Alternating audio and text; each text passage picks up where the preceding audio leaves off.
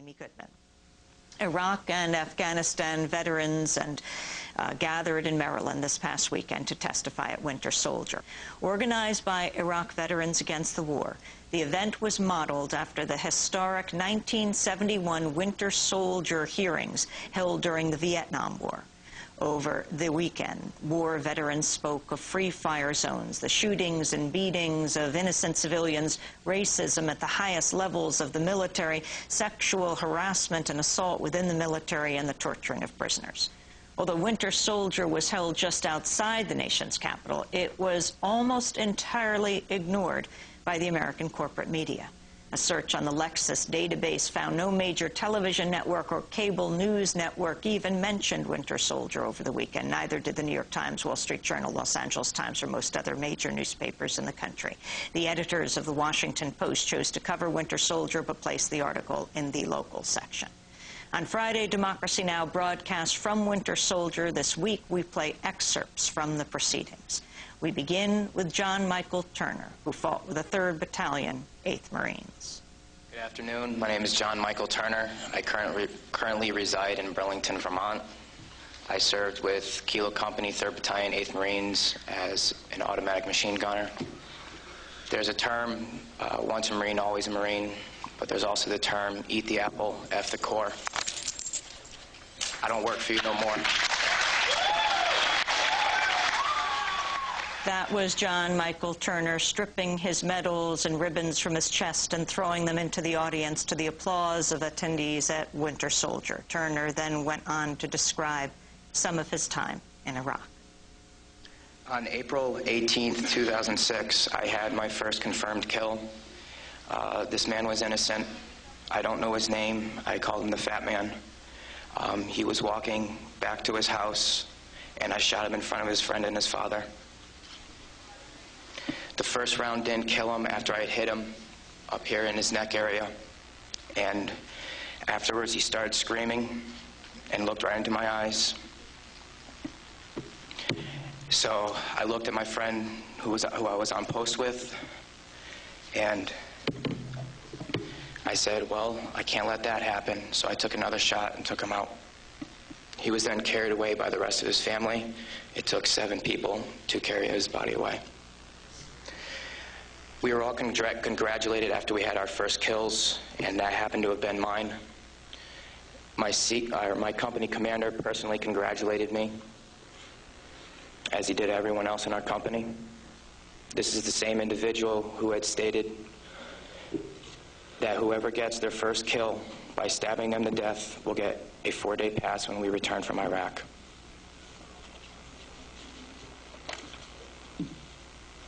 There was one incident where we got into a firefight just south of the government center, about 2,000 meters.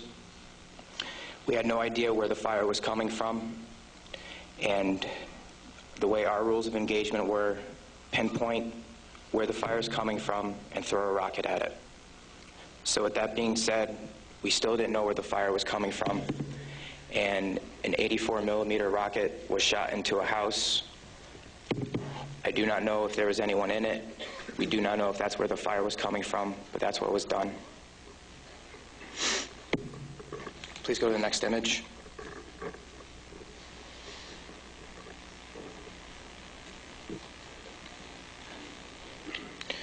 This man right here was my 3rd confirmed kill. As you can see, he was riding his bicycle. Later on in the day, we went ahead and we had CBS Laura Logan with us, but she was with the other squad.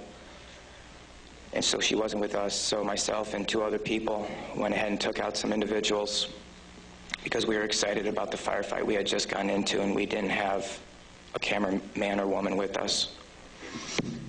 With that being said,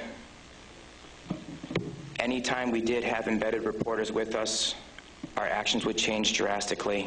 We never acted the same. We were always on key with everything, did everything by the books. The man on the bicycle, he was left in the street for about 10 minutes until we realized that we needed to leave where we were. And his body was dragged about 10 feet to the right of him, where his body was thrown behind a rock wall, and his bicycle was thrown on top of him.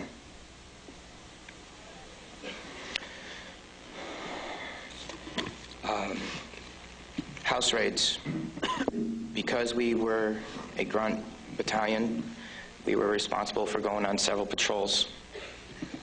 A lot of the raids and patrols we did were at the night, around 3 o'clock in the morning, around there. And what we would do is just kick in the doors and terrorize the families. That was an image taken around 3 o'clock in the morning through night vision goggles. And that is the segregation of the women and children and the men. If the men of the household were giving us problems, we'd go ahead and take care of them any way we felt necessary, whether it be choking them or slamming their head against the walls. If you go back to that one picture, that was one man that wasn't taken, that was taken care of in a very bad way. Because of all the wiring that he had, we considered it IED making material. I'll talk about this one. This is after one of the guys in a weapons company had gotten shot. This is a way that we would take out our aggression. For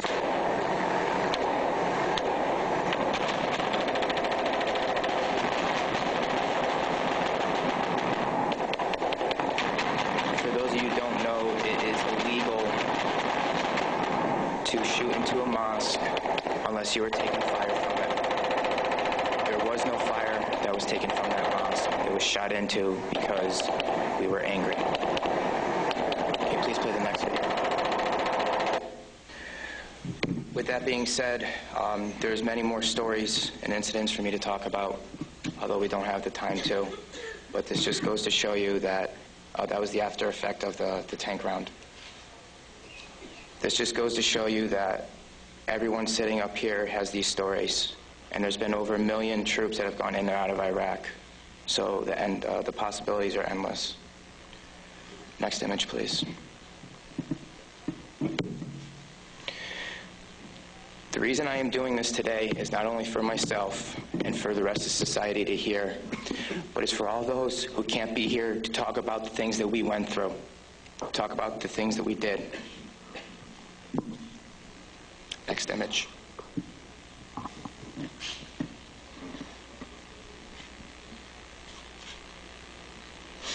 Those 4 crosses and this memorial service were for the 5 guys in Kilo Company, 3rd Battalion, 8th Marines that we lost.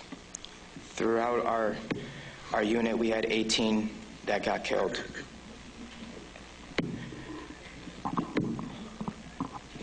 With that being said, that is my testimony. I just want to say that I am sorry for the hate and destruction that I've inflicted on innocent people, and I'm sorry for the hate and destruction that others have inflicted on innocent people. At one point, it was okay, but reality has shown that it is not, and that this is happening, and that until people hear about what is going on with this war, it will continue to happen, and people will continue to die. I am sorry for the things that I did. I am no longer the monster that I once was. Thank you. Former Marine John Michael Turner fought with the 3rd Battalion, 8th Marines. The videos and photos the soldiers showed can be seen at our website, democracynow.org. This is Democracy Now! We'll be back in a minute.